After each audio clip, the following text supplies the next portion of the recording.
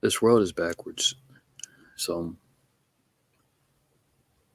this is just a couple of things I've noticed about the world. And this is a little bit of esoterics on my part.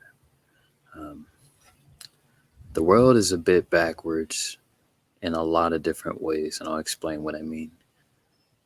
You have people who are raised to be good, and you have people who are raised to be bad, and you have people who are raised to be in the middle. You know, um, this world as it is, it's a very negative realm.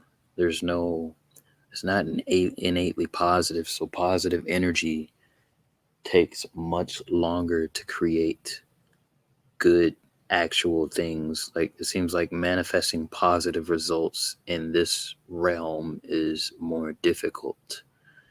Um, Whereas if you do something negative, it's faster. You have faster, better results. And that's in the workplace. That's in that's in dating. That's in pretty much everything you can think of.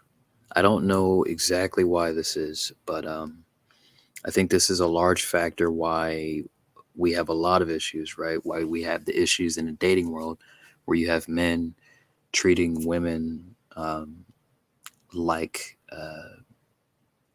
largely like they were raised very nice, opening doors, saying hi, hello, things like that, but then getting dogged out by those women or treated like they're less of an option. It's why you have same thing on the other side. You have women who date a guy, and then that guy, let's just say the guy takes her for granted, right?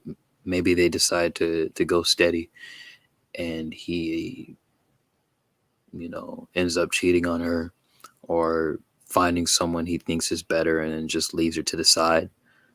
There seems to be an element of this world that thrives off of the pain and suffering of people who quite honestly have really good intentions.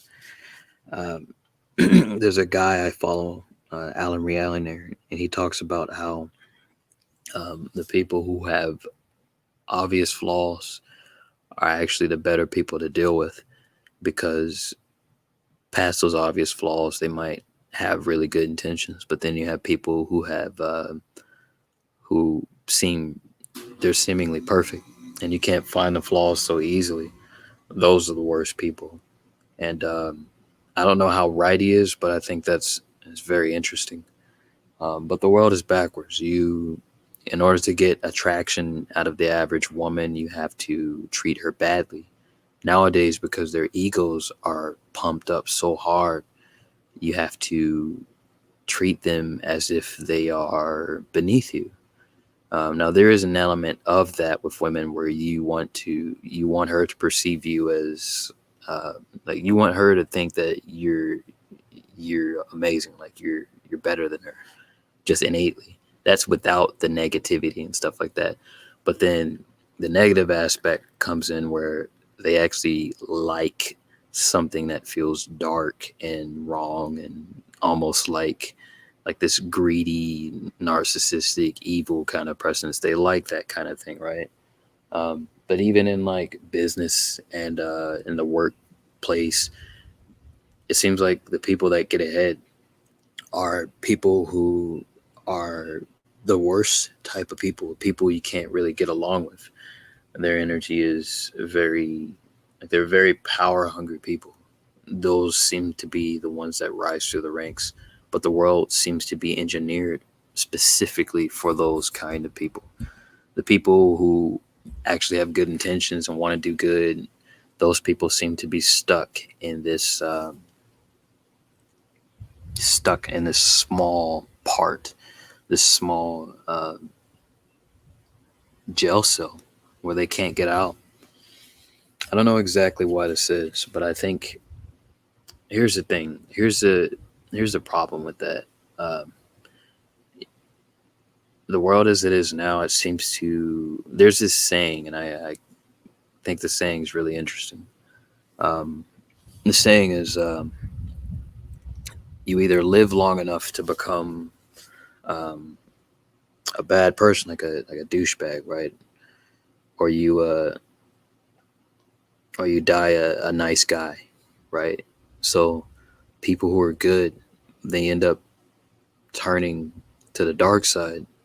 Um, so kind of like Anakin Skywalker, and I don't know if his was actually the situation to compare it to. Um, it might not be apt, but later in life, you start to become jaded by situations and how you handle the situations and people who got over on you. And you have a choice. And the choice to make is, do you want to go along with the rest of the world, or do you want to set yourself apart from the world? And I think that choice is something that a lot of people are fighting. They're still they're kind of fighting to decide whether they want to reside in the positive or go to the negative. And that's a struggle I face, but it's definitely a struggle I think a lot of people face. But the world is backwards, not just for that reason. Like, you have men trying to be women, and you have women trying to become more manly, but then demanding more manly men. You have men demanding women, but then they're acting like a woman, right? And, as bad as it sounds, a lot of this seems like it's engineered and like it's being steered in this direction. Exactly why, I'm not completely sure. I mean, it's arguable.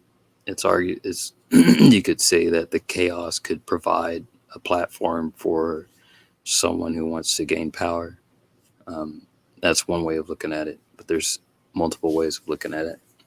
Um, the primary focus of this channel is to look at the um, the dynamic of the female and the male, and to understand that, because in my opinion, both sides represent reality. You have the male reality and the female reality, and that kind of paints our existence. We get to see our existence from the emotional side, the logical side. You mix that together, you get life, which I think is very interesting. You get the left side of the brain, the right side of the brain. You get awake, asleep. You get the subconscious and the conscious mind, right?